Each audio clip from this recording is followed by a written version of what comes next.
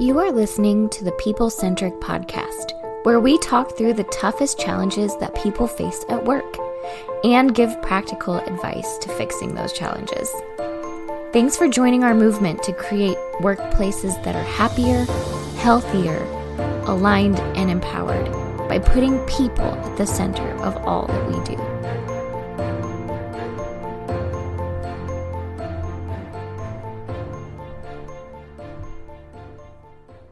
Hey, People-Centric leaders, this is Stephanie Anderson coming at you with another episode of the People-Centric Podcast. I don't know why I just sounded like a 90s radio DJ, but that's what came out today. Yeah. So I liked it.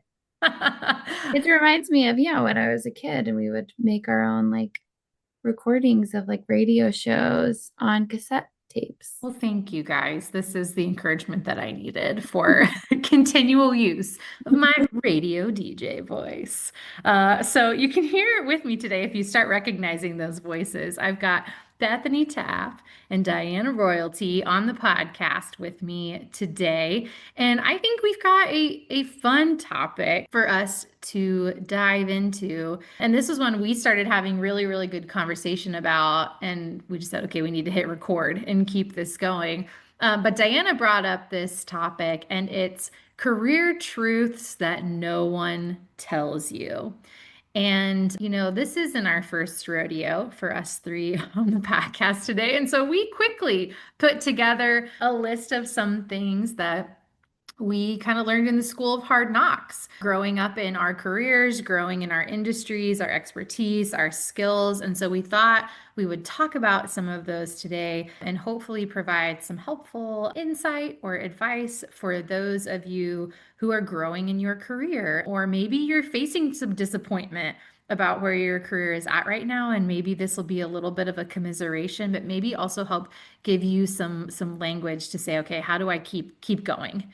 If work has disappointed me or something has happened and no one prepared me for this, how do we get through it? So I will just kick us off maybe with one that we all agreed on very quickly, which is career paths aren't always linear.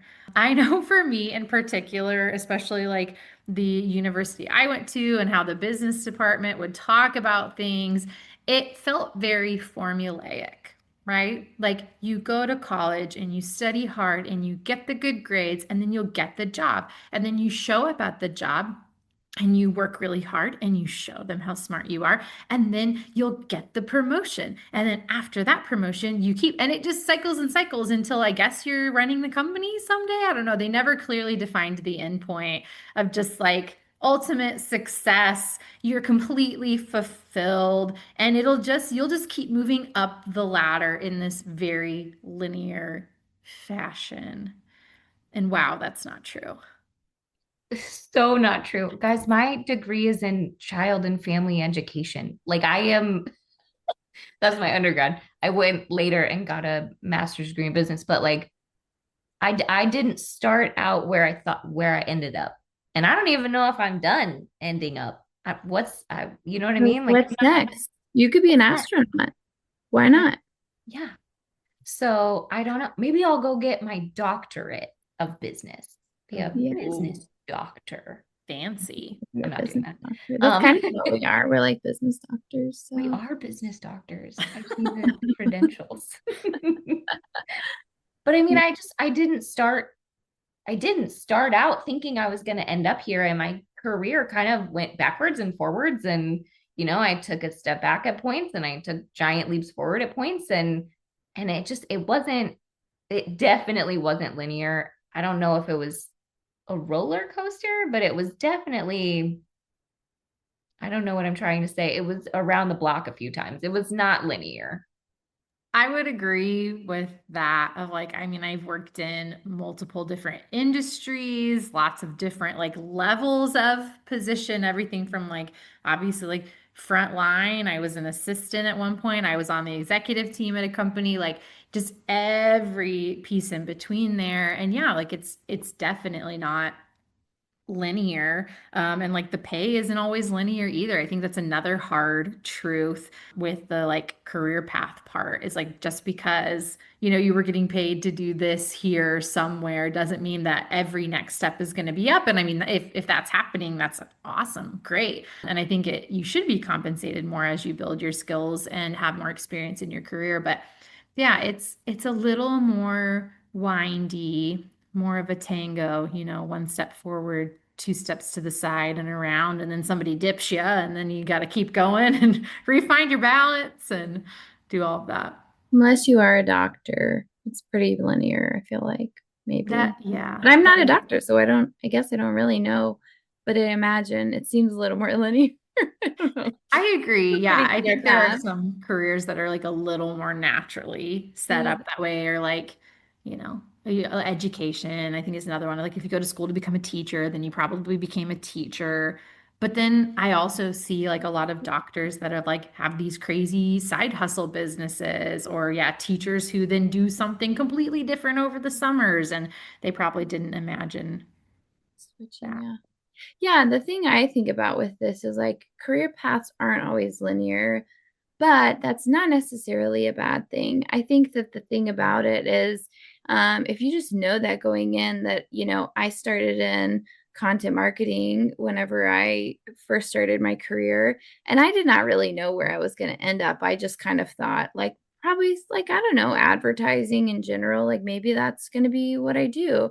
And I think every time, and then I ended up in recruiting for a university, and then I ended up at People Centric, and it's like they were all like very different jobs in lots of ways. But I think that with each of those positions that I've been in, like I've learned something new about myself and the things that I'm good at and the things that I'm not good at and the things that I really like and the things that I don't really like. And so I think that like knowing that going in is really beneficial, because then it's just kind of like, okay, I'm going to like use this as an opportunity to learn a little bit more about myself. And yeah, and I think that that's kind of the cool part about it too. Totally. Yeah, totally agree with that. Okay. Okay. Who wants to Everyone pick the here is next saying one? it's fine. Yes, it is. You're gonna be all right. Yeah, keep going. We kind of made a list here. Do you guys want me to pick another one? Did anybody have a hot one? Okay, here's one. You won't always love your dream job. And I think this is a tough pill to swallow some days. That like you can be doing something you really love that is very fulfilling to you in so many ways and still feel burnt out sometimes, get frustrated with people or situations and like question yourself.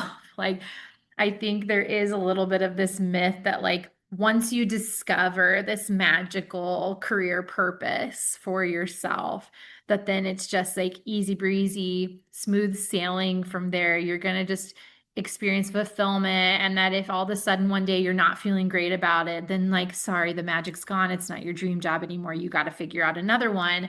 And I think that is just such a nasty lie. It's such a nasty lie. And I think it makes a lot of people feel like insecure about themselves and to distrust like their own intuition or other people. Like I always think of it this way for myself is like I love challenging work.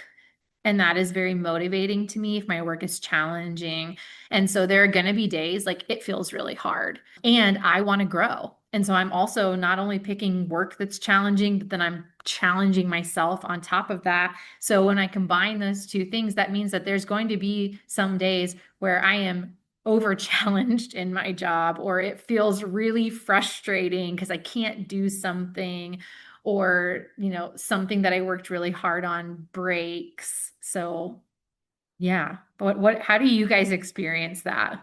Yeah. I mean, I will say that I don't know that I ever had like a dream job, but I think that I am doing work that I really love, and then I'm doing it with people that I really enjoy, and I still have bad days. Like that, I love what we do. I believe in what we do. I love working with you guys. And I still, man, Tuesday, I had a bad day. I had a real bad day.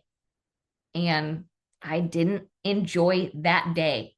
But you know what I did? I came back to work Wednesday and I was like, I'm going to shake it off. It's going to be fine. And Wednesday was a better day, and Thursday it's been a great day. So I think it's just, you have to remember that no matter what you're doing, you're going to have bad spells. That's true with anything, right? Like, that'd be like saying, oh, my marriage is completely perfect and I never, ever get mad at my husband and we're never frustrated and there's never any problems ever. That's completely crazy. You love your husband. You picked that husband. He's the best husband, but you still have to work at things. And there are still days where it's like, you are a weird husband and I am not pleased with you today, right? Like, you're not my thing today. There's still those days. And I think that happens at work too, but we've built this up in our head that like work will be perfect because it's the dream job. And the dream job is still a job. And I think that's what we have to remember is like, there's still days.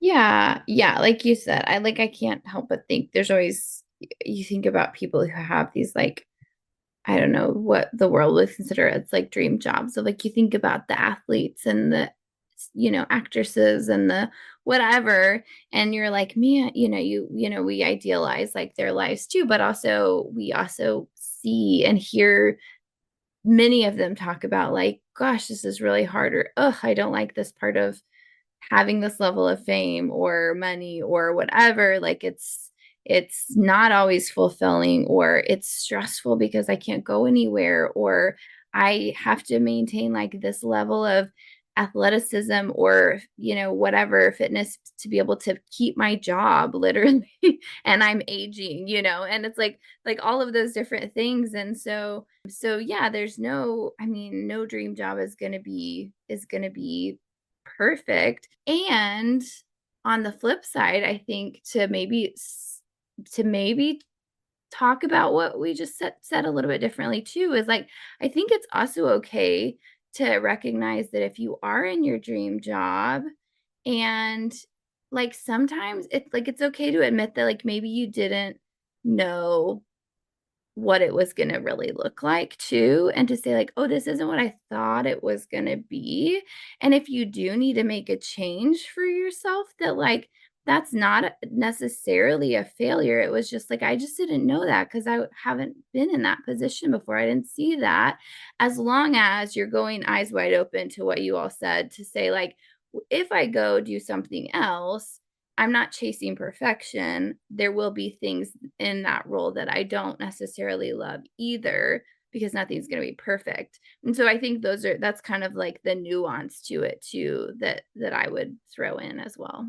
Oh, that's so well said. And chasing perfection. Oof. Yeah, I think like, especially for those of us who grew up in like the world of like, oh, you have to have this super significant purpose, and then you get attached to this dream job and your career, then suddenly mentally becomes like who you are and what happens. And so everything has to go perfectly or you're failing or you did something wrong. Like, yeah, that was such a good truth and a kind way to say it, Bethany, of like, yeah, like I would say at this point, like in my life, honestly, like I've already worked like 2 dream jobs for me of like things that I had really thought about doing, that I was really curious in doing, that I believed would make an impact and do great things. I mean, one of them I'm doing now, but I look back and I will joke to people that I like have already done one of my dream jobs. Like I got to run like and work with global women's empowerment and do some of those things. And that was amazing. It was also really, really hard.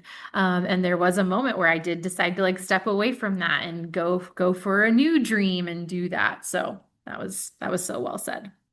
Yeah. And it's not going to be perfect because nothing is. Yeah. What you said is basically like, you could have more than one dream too, and that's cool. It is one of my favorite sayings. I don't know who said it, but it's this idea like life is very short, right? And we hear all the time, life's so short, you got to take the most every moment, but also hopefully life is really long.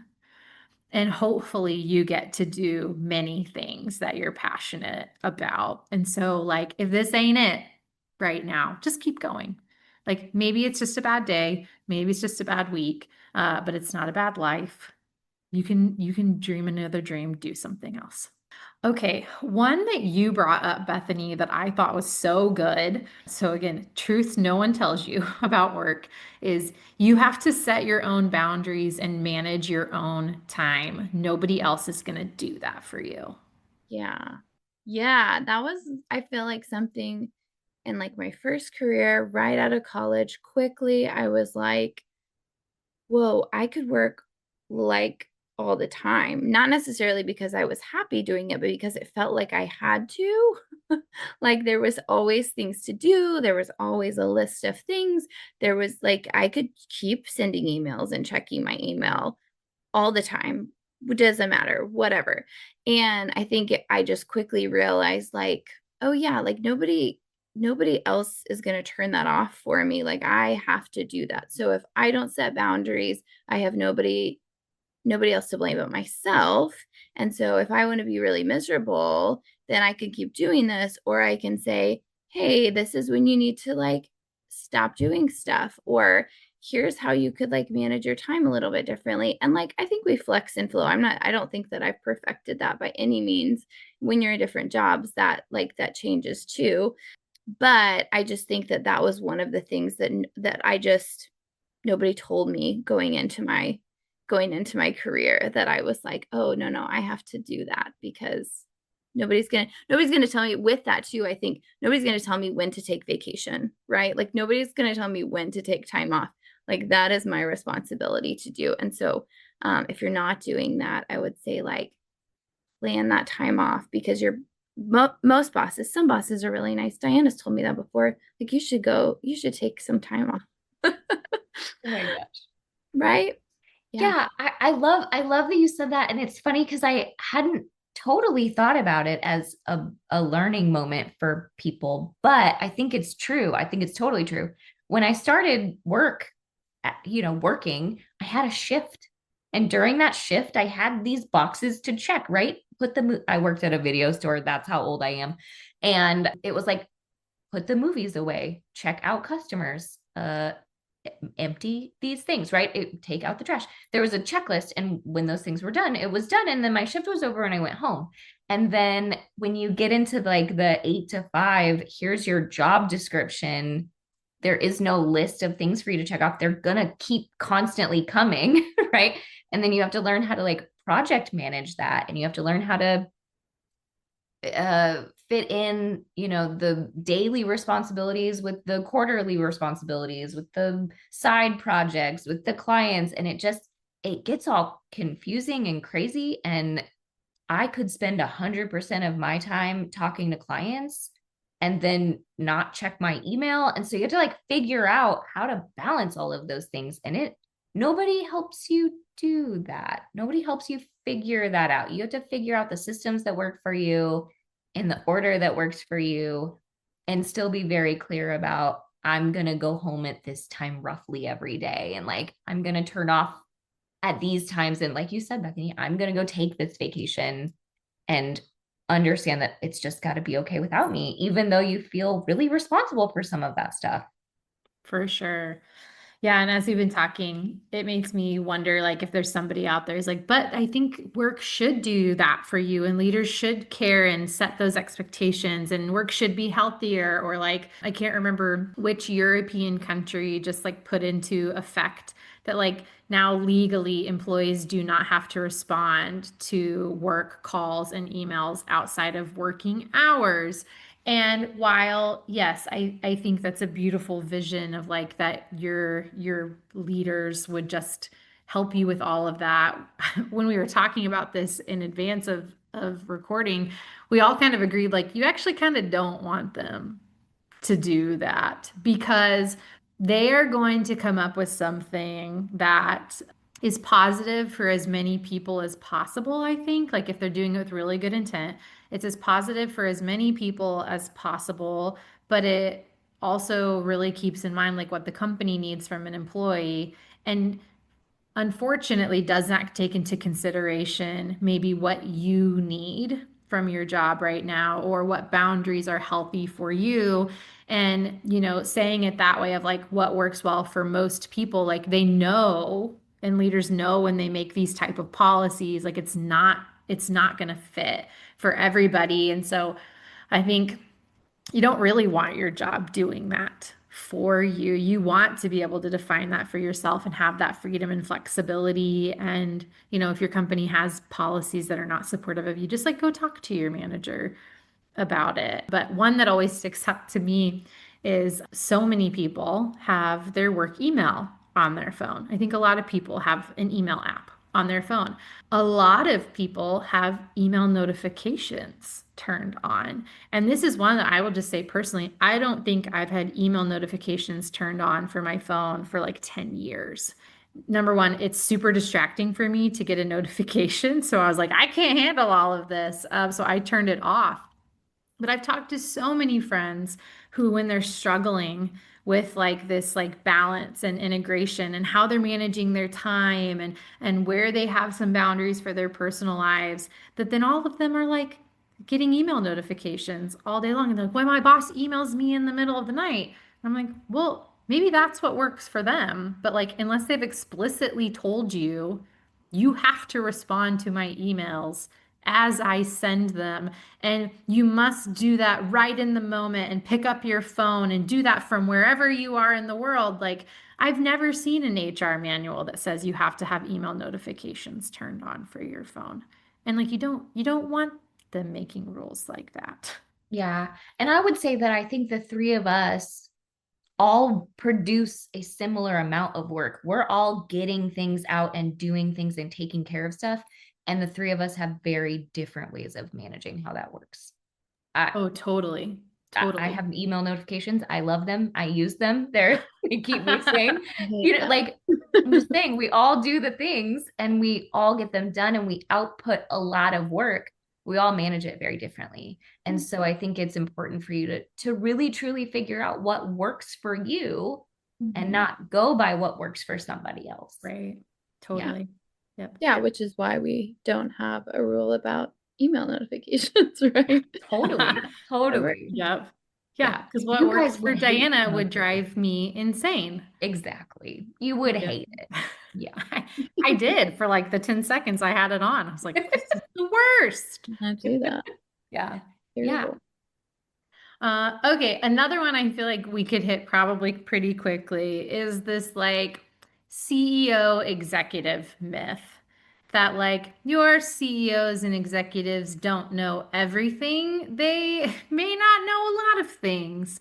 And like, that's okay. There is just no like CEO formula myth. Nobody arrives. But I think that's just like a truth no one talks about because those executive level jobs get propped up and put on such huge pedestals in companies that I know I experienced this when I worked at a large company for the first time and got to have some like interaction with our like executive leadership team. And I was like, they don't know what we're going to do. It was like a meeting where we were talking about like a tactical thing and like they didn't have the answers.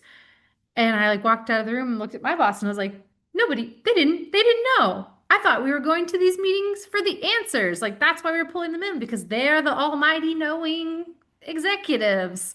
And she was like, nah, man, we're making this all up as we go. Like we have the meeting to figure it out. So I feel like that is a truth that no one tells you is like all leaders are just human beings too. And they're trying to just like do their best work and do the right things, but no, they don't know everything. Yeah. I think I learned this much later than I probably should have. But still, I was working at People Centric and I was going into meetings with executives and I was intimidated by it. And I was like, these people are smart. They have built companies. They have millions of dollars in their budget lines. Like why did they hire us to talk to them? Like maybe I shouldn't be the one speaking about this. Like it's intimidating to go into a room filled with C-suite people and be a not C-suite person or be a normal person, being a frontline employee and just be like, okay, well, let's talk about it, right? Let's unpack it. Let's look at it. And then I realized slowly over time, all of those executives were not any smarter than me. They maybe had a few more years on me. They maybe had experiences I didn't have or whatever, but like I never ran into someone who I was like, that dude is 1,000% smarter than me. It just didn't happen. Right. And I still haven't had that experience. I haven't run into someone that's like above and beyond brilliant or super crazy innovative and just like doing all of the right things. I think they really, I've just run into them as they're like just humans that are brave enough to take the leap. And then once they get there, they kind of surround themselves with smart people and they, they're working towards all the same things that we're always working towards. It was just such a weird realization when I was like, oh, they don't actually know anything about financial statements. I actually know more than them. Like there's just a weird moment where you're like, these people aren't anything special. They're just humans just like me. Yes. Yeah, I feel like I've had lots of those moments too where I'm like, oh yeah. And not to say that there aren't people that I think in those positions that I'm like, wow, like they have a lot of wisdom or experience or whatever that I could learn from. But I think the majority of the time you look at it and they're also like most of them don't necessarily want to be touted as having all the answers or knowing everything because they know that they are just people too. And so I think like don't be disappointed by that, I guess, to some extent. Just like offer some grace to your leader. And also if you are a CEO or an executive or supervisor or whatever, like you probably are like, yeah, I totally feel that. And part connected to this discussion is that we were saying is like, in order for you're probably going to grow into your career. So you might, in order to grow, you might have to step into opportunities that you don't feel totally ready for and that you might be completely terrified of, or you might be looking at what you think gets you to the C-suite position and you're looking at like your own resume and thinking like, no way, like there's no way I could do that, or I'm not ready for this. I have to get to this measure of success, or I have to have accomplished this thing or whatever. And sometimes there are people who are looking across at you and saying like, no, like you'll be fine. And you're like, what? What are you talking about? And you probably will be fine. Hopefully you do have good leaders who can kind of help like nurture you a little bit and support you and help you grow. But like there's going to be things that you don't know how to do as you grow into your career. And that's okay. That's okay.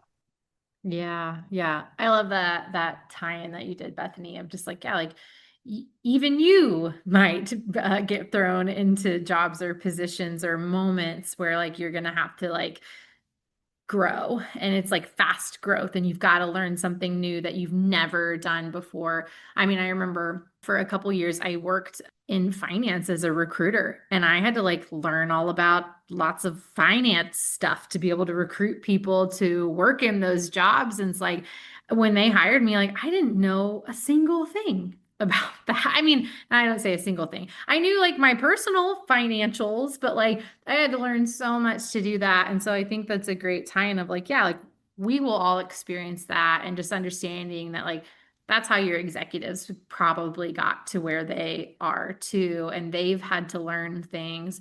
And I frankly would rather have like a really humble leader who admits what they don't know and admits when they don't have any ideas than somebody who just tries to project false confidence and is like, that's what we're going to do. And then like really not know that that's the right thing to do. But yeah, both of those things can be hard truths though to accept, of like, because we do tend to put our leaders on pedestals. So the moment where they don't know something, like, yeah, give them some grace. They're just a human being, because it's probably going to happen to you too. If you want to grow in your career, you're probably going to have that moment where you're like, how am I suddenly the one everyone is sitting at the table and looking at for the answer to that question? What?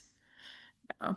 Well, this has been such a good conversation. I feel like we could like keep listing these and keep listing these. There's just so many good ones. But anything that either of you want to wrap up with today?